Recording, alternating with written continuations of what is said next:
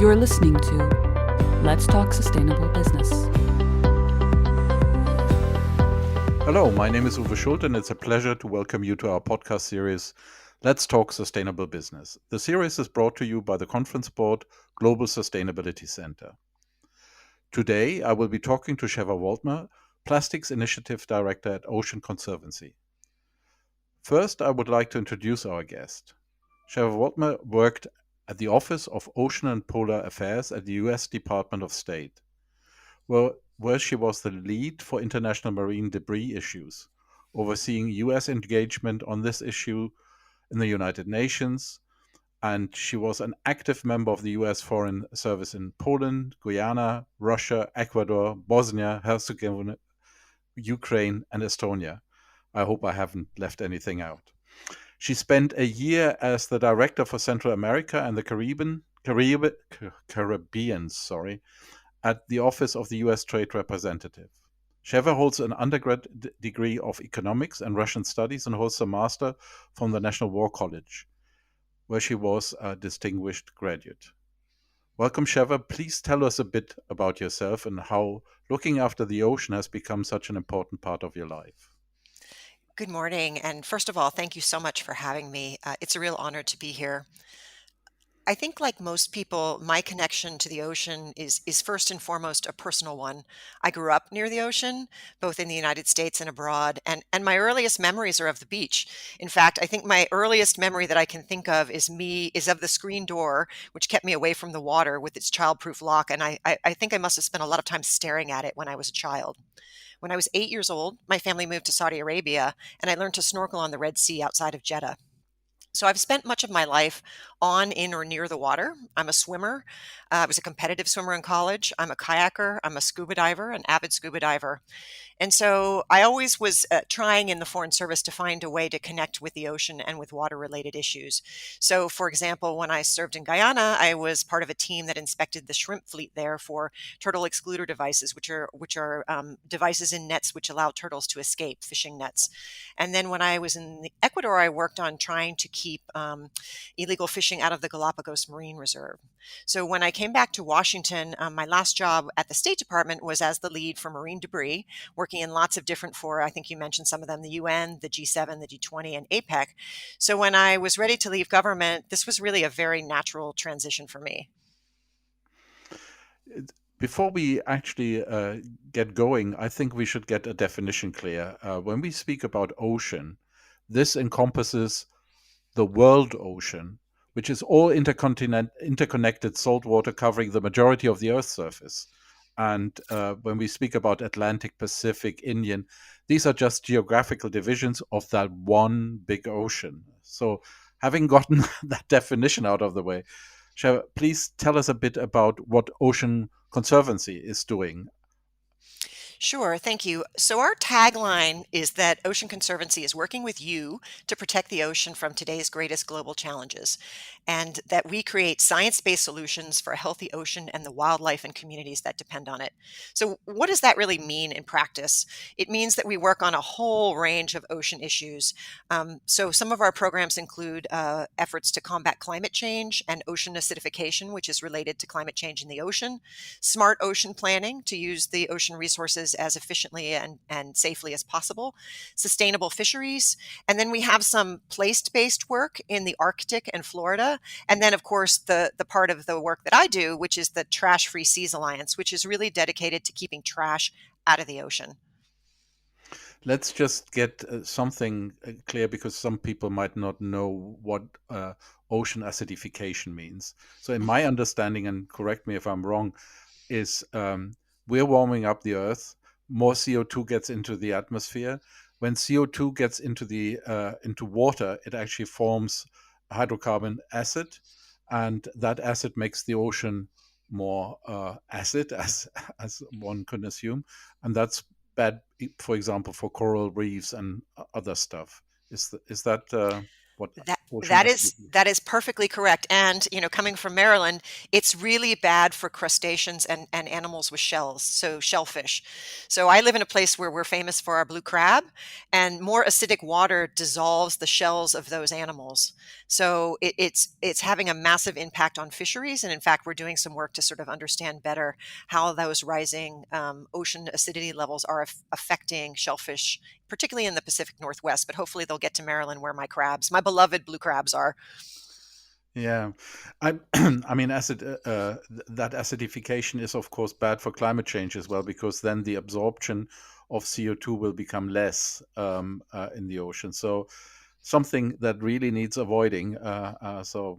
We should be aware of that. But um, before we dive into that, that would be a sidetrack. We want eventually get to ocean plastics, your area of main activity. But before we do that, you mentioned the word sustainable fishery. That rings a bell with me, with my past. I participated in an initiative there. So tell us a little bit more what you're doing there. Sure. So we've been working on fisheries issues for about 25 years, and it's really focused around practical solutions to problems facing fisheries. So, fisheries are really important, not just for the ecological benefit they provide, but because they're a major source of protein and many communities around the world rely on them. And fisheries are really under a lot of stress right now. So, as a result of climate change, for example, many fish populations are migrating. They're leaving their normal ranges. They're becoming less productive, less abundant, less resilient. And so that means that, other threats like habitat degradation or pollution are affecting fisheries more. So we're really working hard to advocate for a transition to climate ready fisheries in the United States and elsewhere. So we've worked on the national level in the United States, but also on some of the regional levels, so including the Pacific fisheries, the Gulf of Mexico fisheries. And then we have a really interesting, innovative project that's science-based to work with some of the world's top scientists using advanced computer modeling to better understand fisheries ecosystems, including the sort of human impact, to sort of help identify simpler and better approaches to fisheries management. So it's a computer modeling system that figures out how individuals interact with fisheries. And it works with local communities and fishermen to test the model across all kinds of different fisheries systems, but particularly in Indonesia, and helps to sort of identify simple ways to change fishery management to make it more efficient and more ecologically friendly. So, but basically, I see three tensions here. There is the nationality, yeah, so that nations want their fair share, whatever that fair share might be.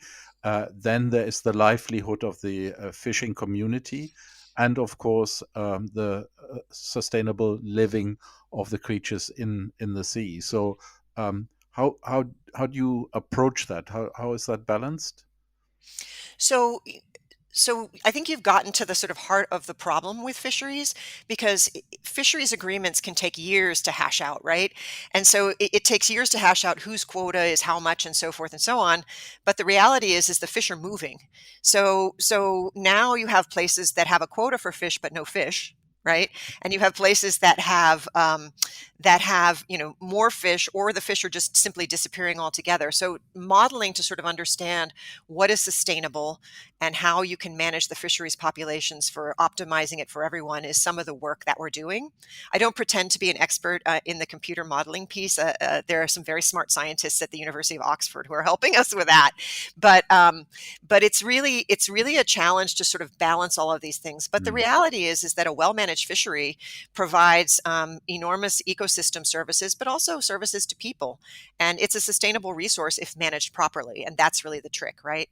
Yeah, yeah, no, I get that, and that would be a theme for a whole podcast on its own. So, um, but still, before we get to uh, the plastics issue, which of course is the biggest concern at the moment, um, I was fascinated by how Ocean Conservancy started and what you're doing every year. That beach cleanup. Can you talk a little bit about that?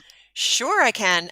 Actually, the International Coastal Cleanup Day was a little over a week ago. Not this past Saturday, but the Saturday before, I spent the day on Kingman Island in the Anacostia River of DC, volunteering with the team that organized one of our flagship cleanups. So for 35 years, Ocean Conservancy has organized the International Coastal Cleanup. It's the world's largest volunteer beach cleanup. I think in 2019 we hit 1 million volunteers globally, and Wow. yeah, so it's not a small thing. But one of the things that's really interesting about our cleanups is that from the very beginning, for 35 years, we've been collecting data on what we're finding in the ocean. So we started with sort of paper data cards where volunteers could check. I found a bottle, I found a bag, I found a straw, those kinds of things. But in the past few years, we've introduced an app. So now you can download it on your phone. It's called Clean Swell, and literally as you collect trash, you just sort of tick off what you're finding. And we use that data to sort of understand what's happening in the ocean. So we have the world's largest database on marine debris. It's called TIDES, TIDES. It's open source and freely available, and it's used by all kinds of people for all kinds of research. But we use it. We publish a report every year, the International Coastal Cleanup Report. We just released our 2020 report a couple of weeks ago, where we publish everything that we found. We publish the top 10 items that our volunteers have found on beaches and riverways around the world. And what's interesting about the International Coastal Cleanup is we've been doing this for a long time, right? But it's still evolving. So one way that we're evolving is that, through the pandemic, what we've seen is this huge increase in the use of personal protective equipment.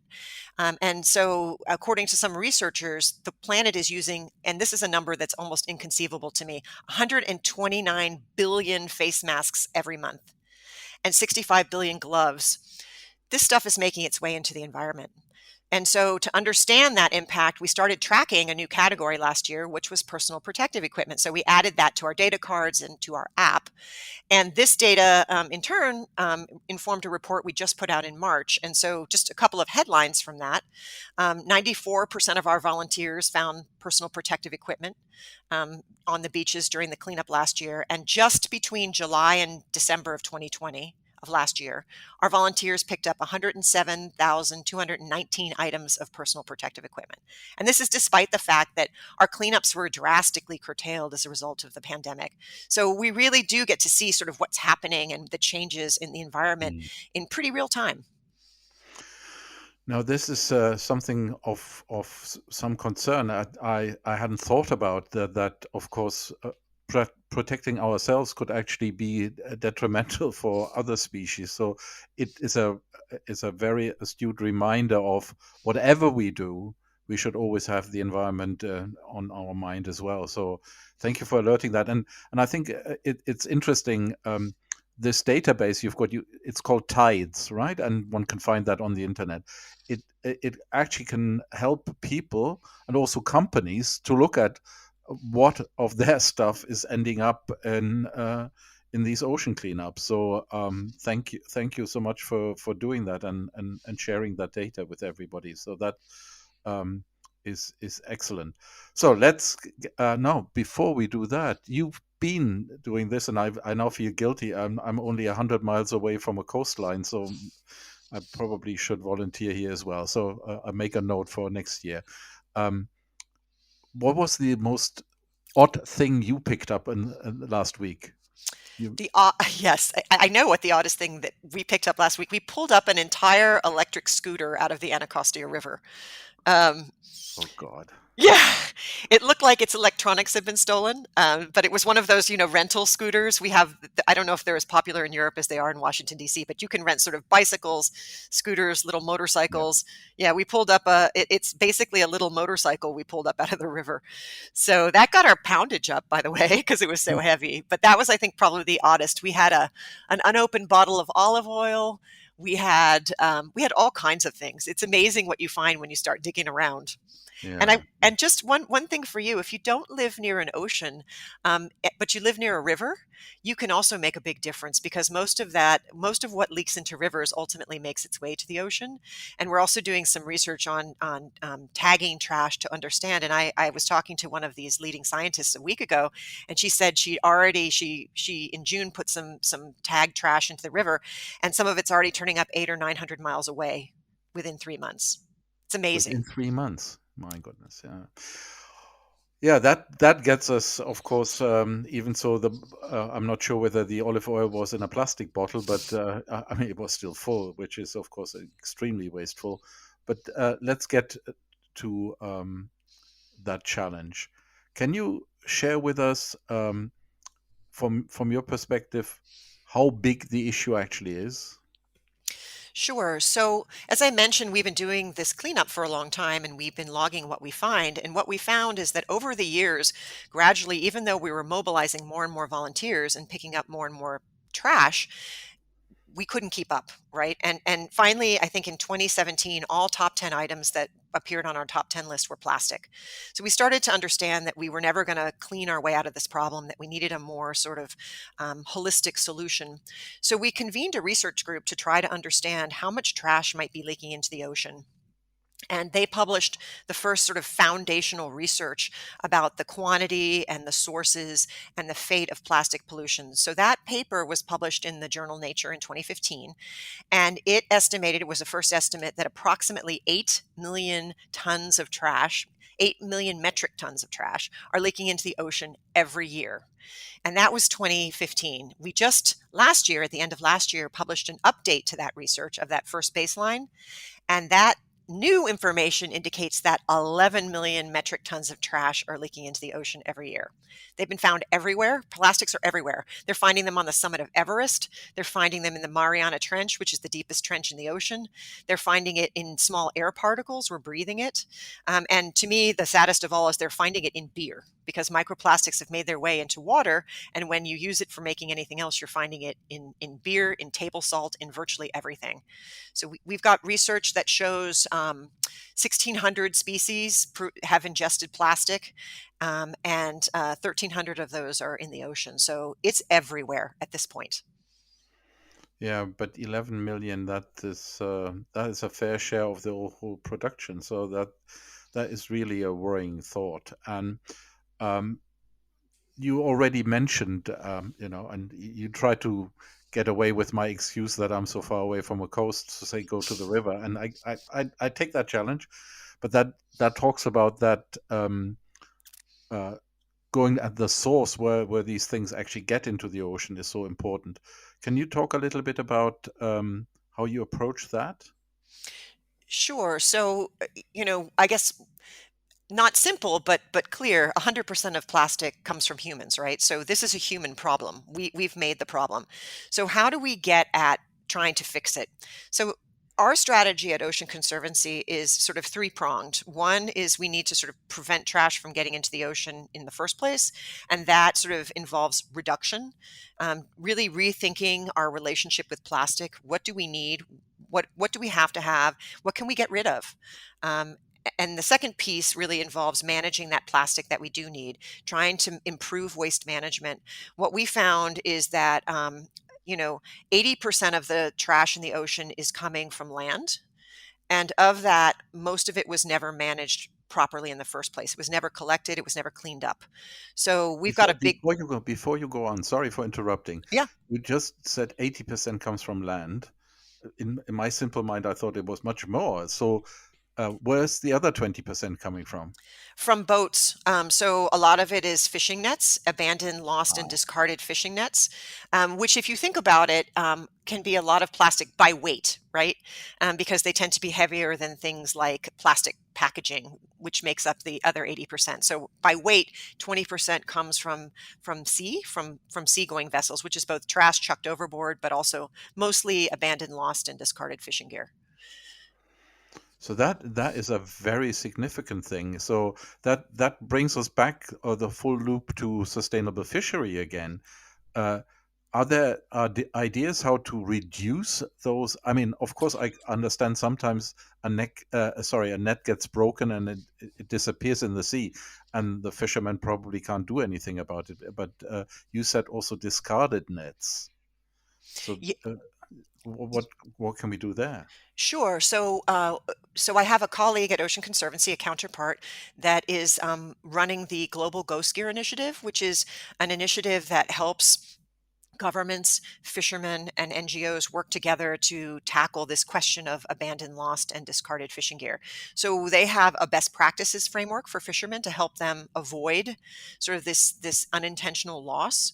They have programs that help with the return of fishing gear. In many cases, sometimes fishing gear is discarded because they're lazy or they don't want to get caught fishing illegally. But in many cases, abandoned fishing gear is due to the fact that they actually have to pay to dispose of it. So trying to find places to receive the gear, and then also work on gear marking so that gear can be attached to specific fisheries, and then gear recycling. So a whole sort of range of issues through the Global Ghost Gear Initiative, which I think now has over 106 members, including 30 some countries. And the US joined last year. So I was really happy that the US finally stepped up to do its bit there. Excellent. Yeah, I happen to know that a US company that makes carpets is actually taking not abandoned, sorry, it collects used fishing nets. So I think that shows that companies can have a positive effect, because I understand, if it costs something to get rid of it and you're on sea in anyway, you just cut the line and off, and then it's suddenly ghost gear. I've just learned that expression, so that's interesting. And Okay. just one Yeah. word about ghost gear, and the reason we care so much about it, it is the most destructive form of marine debris. Because, fishing gear is designed to capture and kill marine life. And if it's abandoned, lost, or discarded, it still does that. Right. And so many of these nets, they'll drift around, they'll fill with fish, they'll sink, the fish will get eaten, they'll rise again and fish again. And this can go on for a long, long time. So that's why sort of tackling ghost gear is also a really important part of the solution. I get it. Yeah. So, coming back to what you talked about, the size of the problem, and that we find plastic everywhere now, including, and I think that might frighten quite a lot of people in beer. Um, so there is a very selfish reason why we should be doing something about this, because we are actually not only doing harm to the ocean, but we're doing harm to ourselves. But by the way, doing harm to the ocean in itself is already doing harm to ourselves, because our life wouldn't be possible if the ocean wouldn't be functioning, right? Correct. Yes. And then there's this function of, do you really want to eat plastic? I don't. The research on whether it causes harm to human health is inconclusive at this point in time. But even so, I don't think there's anyone out there who thinks that eating plastic is good for you, at least at a minimum, right? So we need to find a way to get it out of our food chain. And if it's in salt and water and beer and air, that's not good for any of us. And then I would just say that, the fact that it impacts marine life, it impacts the ability to sort of, fish and fishing yields. It impacts, even your ability to enjoy a nice day at the beach, right? Which is something that Absolutely. every human should be able to do. Yeah. Even so, if you live in a landlocked place, that might sometimes, because there are certain governments don't let you out. So, but let's not go there. But you are right. Everybody should. That's for sure. Be able to enjoy a nice day on the beach. Let's get back to the point that I'm sort of interrupted you. Rivers. Yeah. So rivers are a huge source of getting the unwanted stuff into the ocean. So, what can we do to work on the source? Right, the cleanup is necessary. I understand that, but going for the source might be a better way. Yes. So we call that kind of last chance capture. So that's sort of if you can get it in the river before it gets to the ocean, that's your sort of last chance to really effectively collect trash, because once it gets into the open ocean, it becomes it becomes very physically expensive and difficult to collect. So we have a project in Vietnam called SPLASH, and that stands for Strategic Plastic Litter Abatement in the Song Hong. The Song Hong, or Red River, has a biosphere reserve at its delta, so it's a very ecologically important, sensitive area in Vietnam. And what we're doing is we partnered there with a group called the Center for Marine Life Conservation, which is an international coastal cleanup partner, has been for many years. And we've given them support to build and install 5 trash traps in the Red River. And what's really interesting about this project is that our trash traps are locally designed and built, and they're sort of the opposite of some of these very high-profile trash traps that you see in the news. We call them cheap and cheerful. They're inexpensive, and they are easy to build, easy to design, easy to install. Our first one is already in the river, and we are collecting trash. We empty it every week, and we sort of do data analysis on what we're finding, and we're using that analysis to sort of inform our outreach to local communities.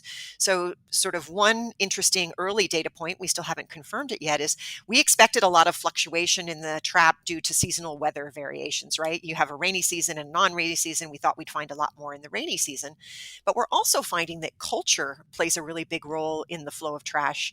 So for example, we saw a huge uptick in trash in the river around Lunar New Year, which is when Vietnamese people traditionally clean house, right, and get ready for the holidays. And so we will need more data to confirm this, but it's already giving us ideas for how to design effective behavior change campaigns, right? Because you have to sort of understand what the problem is before you can figure out how to solve it. Now that's very interesting. Can I ask an indiscreet question? I've just learned a new thing: trash trap. I wish some of these hate speeches would get a trash trap, but let's not go there. Um, how much is it? How much does one of those cost? I know you're in prototyping and everything. Just order of magnitude. Well, the full amount of the grant that we're doing, so we got a grant from the Benioff Ocean Foundation and the Coca-Cola Foundation for this project.